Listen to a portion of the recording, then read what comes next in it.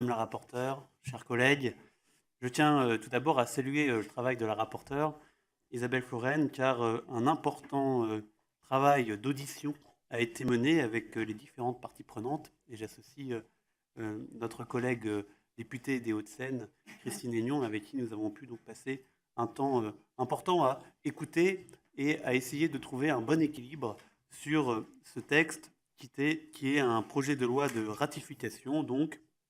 de l'ordonnance portant création de l'établissement public Paris La Défense. Alors ce texte est un projet en même temps de décentralisation et de simplification de l'aménagement et de la gestion du premier quartier d'affaires européen qui est la Défense.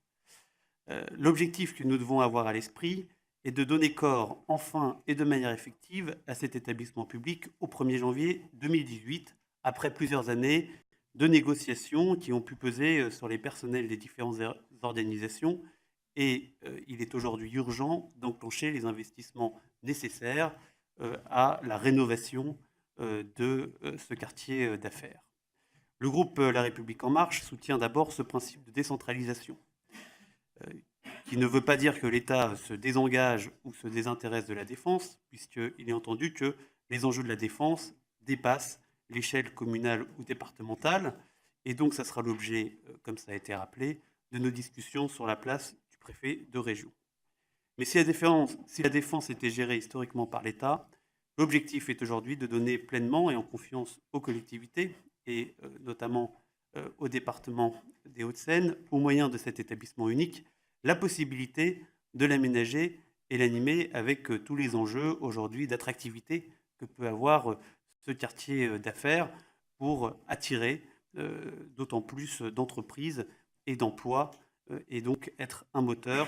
pour notre région et plus globalement pour notre pays. Ensuite, nous soutenons un objectif de simplification. Et cette fusion a pour but de mettre fin à des années d'évolution institutionnelle qui ont été parfois infructueuses, tant du point de vue de la répartition juridique et opérationnelle des compétences et des périmètres, que du financement des investissements nécessaires à la bonne tenue de ce quartier et à la mise aux normes. Il s'agit donc d'en finir avec le manque de coordination et l'absence de prise en charge financière de cette remise aux normes du quartier.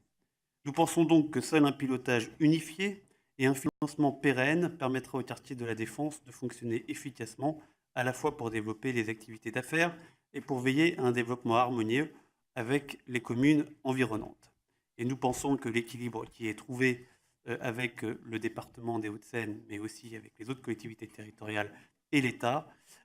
suite aux discussions qu'il y a eu entre le gouvernement précédent et les différents acteurs et représentants de ces collectivités, nous amène à soutenir ce texte avec les modifications qui nous sont présentées aujourd'hui par Madame la rapporteure. Ce texte qui nous est parvenu du Sénat a donc déjà subi quelques modifications. Nous en regarderons quelques-unes, d'autres nous les modifierons,